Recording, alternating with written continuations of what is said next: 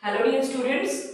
So we are basically discussing about partial differential equations, and in the previous lectures we have talked about types of differential equations, order of differential equations, then we have talked about degree of differential equations, and then we have talked about homogeneous and non-homogeneous differential equations.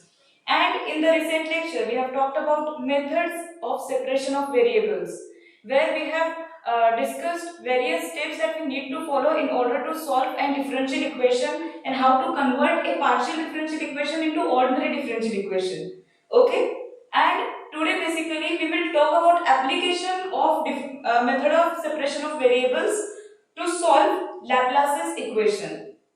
Now the basic question that should arise to your mind is, what is Laplace's equation? Okay, so the heading of the topic is use of method of separation of variables.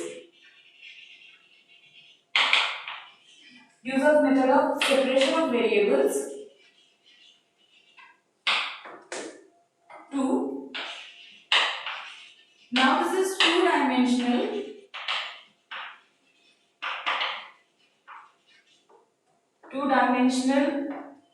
Laplace's equation.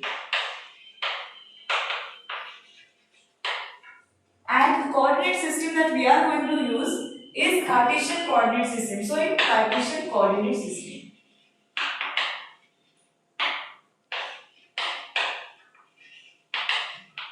Cartesian coordinate system. Okay, so once I have written the heading of the topic, there are basically 2 points that I will focus on. The first one is what is Laplace's equation, and then second, what is Cartesian coordinate system. Okay, so Laplace's equation is basically second order differential equation. I am saying second order differential equation. Understand this. Differential equation. So the equation itself says that it is of order 2 and it is applied to study various potentials. So for example, we can use it to apply gravitational potential, we can use it to study electrostatic potential.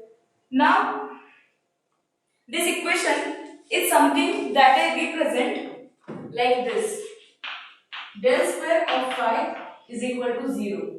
Second order differential equation which I write as del square phi is equal to 0. Now the question that comes is, what is del square, what is phi, and why is this RHS equal to 0? So let me explain step by step.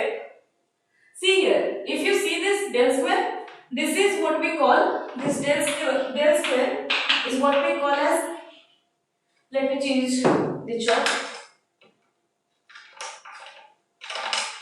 So this del square is something what we call as Laplace's operator. Okay. How can I write this? I can write it as a dot product, right? Del dot del. This also can be written as del dot and del. So how can you define it from whatever I am writing? So this del dot is something. This del dot is something that we call as divergence operator. Okay, so it will basically tell you about how much a function is diverged from a straight line, how much an equation or how much the given system is diverged. And then we have this del, what I call as grad operator or gradient. So basically, del square or Laplace's operator gives you divergence of a function whose grad has been defined. Okay, Laplace's operator gives you divergence of a function whose grad has been defined. And what function are we using here? The function that we are using is phi. And what are properties of this phi? The properties of this phi are, it is double differentiable. You can call it double, you can call it twice. So this is twice differentiable. there's a spelling mistake, differentiable. And what is next? It is real value. So depending upon the system that we are considering, its value will change. For now, it is real valued double differentiable function phi. Okay. So now the next question is, why do we have RHS equal to 0? Now this equation can also be written like del square of phi is equal to something. Let's say phi of xyz. For two-dimensional x and y, there is some non-zero RHS, but in that case, there will come some matter. See, for example, like if I'm talking about electrostatic potential, if there is some charge density present, then this part will occupy that charge density part. Okay, this region will occupy that charge density part. But what if the given system or the potential or the system that I am considering is independent of charge density? So in that case, that phi is going to go to 0. Okay. Now when there is some non-zero quantity, this is what we call as Poisson's equation. Now as I told you, for electrostatic potential, same is applicable to the gravitational potential. If I have non-zero term here, that means I am talking about some matter. But what if I am talking about vacuum? There is no matter present. In that case also, this RHS is going to go to 0 and your Poisson's equation is going to get converted into Laplace's equation. So understand this basic difference. When your del square phi is equal to 0, this is Laplace's equation. And when your del square phi is not equal to 0, this is Poisson's equation.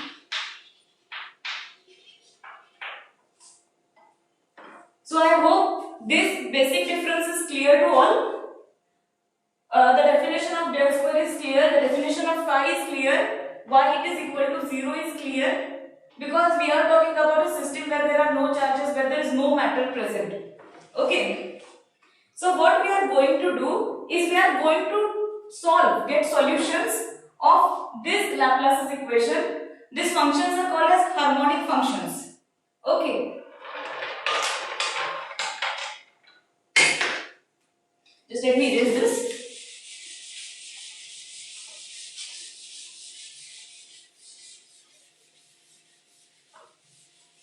So now let us quickly begin solving this equation by method of separation of variables.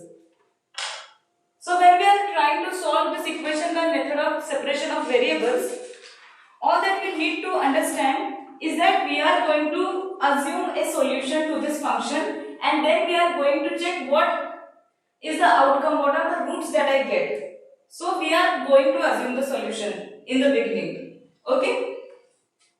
Okay, prior to that I have told that we will also discuss about Cartesian coordinate system. So a coordinate system is of course a coordinate system where we map some function, where we get to know the position, where we get to know the time, or we get to understand the properties of a function depending upon where it is located or the way it is traveling. Basically a coordinate system is something that we use to map a system. Okay, map any function or map any physical quantity, let's say. Okay, so when I talk about Cartesian coordinate system, this Cartesian coordinate system consists of coordinates called as x, y and z. So if I am talking about one dimension, it is going to be x only. If I am talking about two dimensions, it is going to be y. If I am talking about three dimensions, I am going to include like z into it.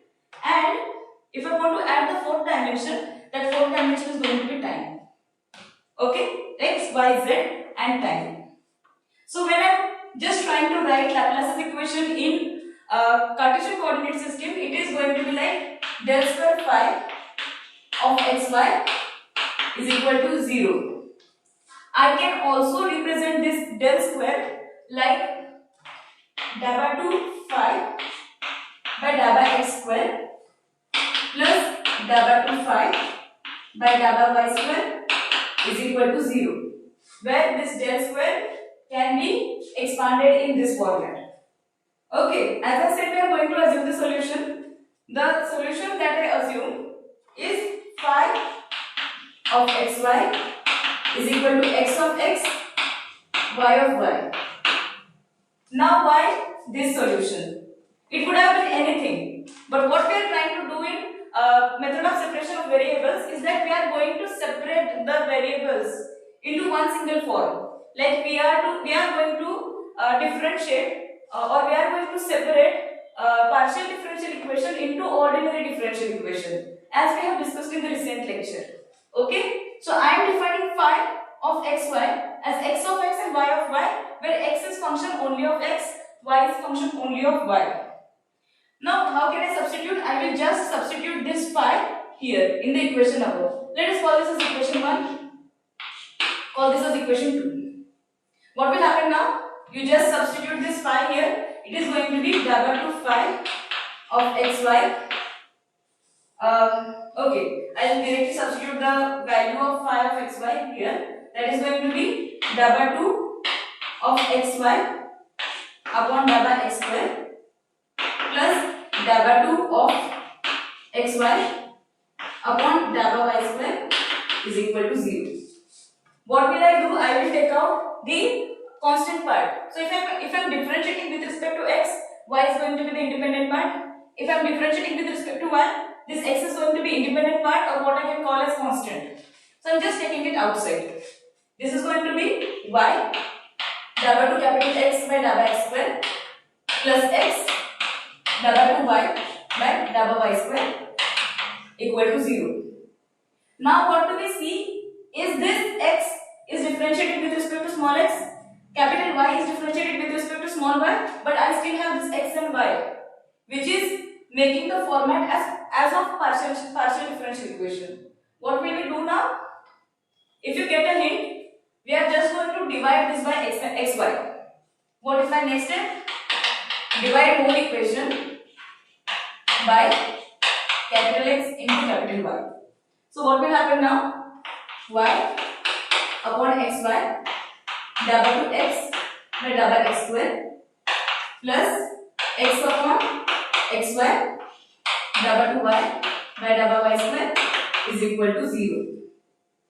So this is going to be 1 upon x W x by W x square plus 1 upon y W y by W y square is equal to 0. You may also have this curiosity that why am I converting this equation from a partial differential equation into an ordinary differential equation? And the answer behind this is ordinary differential equations are always easy to solve. Basically, we have solutions of ordinary differential equations that have been solved earlier, and these answers are present in set. So we can directly substitute the answer for this ordinary differential equations. And what I have done here, if you see question number 3 and equation number 4, you will observe that this partial differential equation has been converted into an ordinary differential equation, where I have all the x's at one place, all the y's at one place. What am I going to do next? I am just going to equate them separately to some constant. Okay? So let us say, just a moment, I just erase this. So what will I do? I will just allot them a constant. So what I will do is 1 upon x W x by W x square is equal to, let's say, C1 1 upon y W2 y by W y square is equal to C2. And what is going to be the relation between C1 and C2? The relation between C1 and C2 is going to be C1 plus C2 is equal to 0. Why? Because this equation plus this equation equals to 0. So what is going to be the case? If C1 is positive, let's say, if I take C1 positive, C2 has to be negative. Must be negative. Okay? So what I am going to do next, I am just going to replace this C1 with lambda, going to replace C2 with minus of lambda. I hope you are clear with whatever I am trying to do. I am just replacing this C1 with lambda, C2 with minus lambda. The relation will still remain the same. Lambda minus lambda going to be equal to 0. Okay?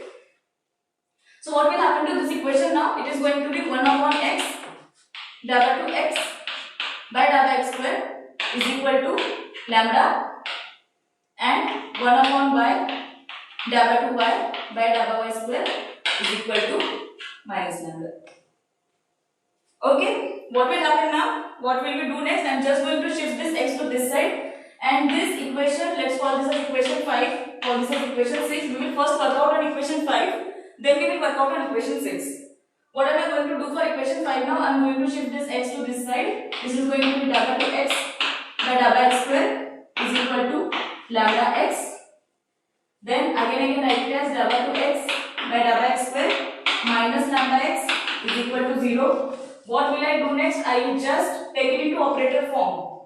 This dabba 2 by dabba x square can be written as capital D square x minus lambda x is equal to 0. I can remove x commonly outside. This is going to be d square minus lambda is equal to 0. And I directly have solution for this d square. We will look how we take it.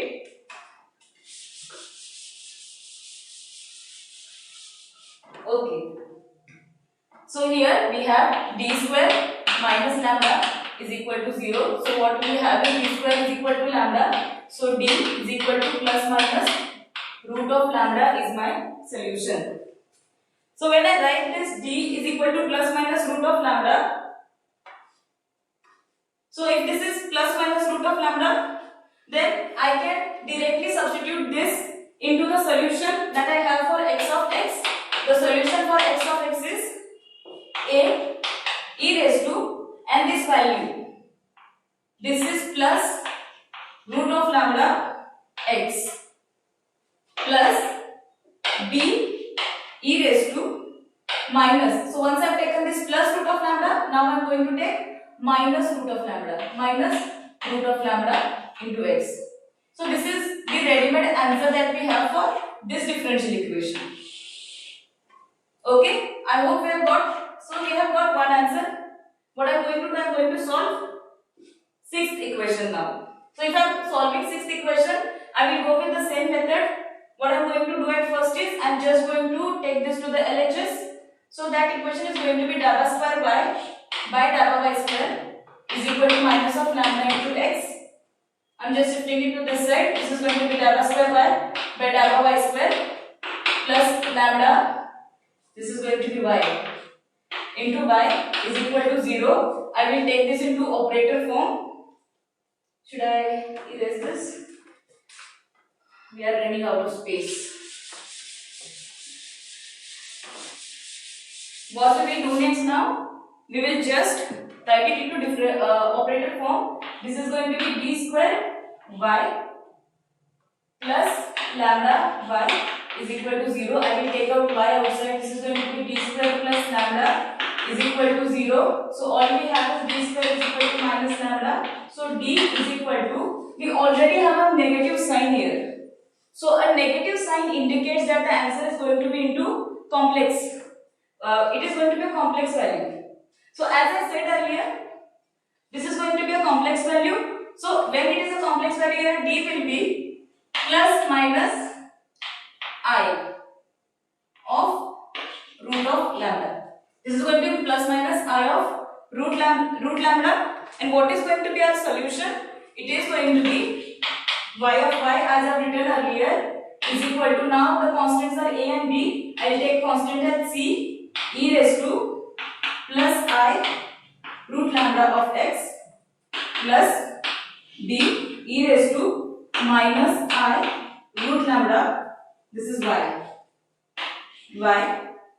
Okay. So this is the solution that we will get. Here we can see that it is I and this is minus I. And what is my solution? The solution that I have assumed is, my god, phi of xy is equal to x of x and y of y. So what are we going to do next is, we are just going to multiply these two equations together, and all we get in the last for the for the differential equation or the Laplace's equation is, this is going to be phi of xy is equal to a e raised to root lambda of x plus b e raised to minus root lambda of x into c e raised to I root lambda of y plus d e raised to minus of I root lambda into y. So this is the solution that we have derived from the solution that we have assumed earlier. And once we substitute this value for the Laplace's equation, all we are going to get is the roots or the output for the given second order differential equation. So let us stop at this point. In the next lecture, we will talk about three-dimensional application to three-dimensional Laplace's equation and in the same Cartesian coordinate system. Thank you.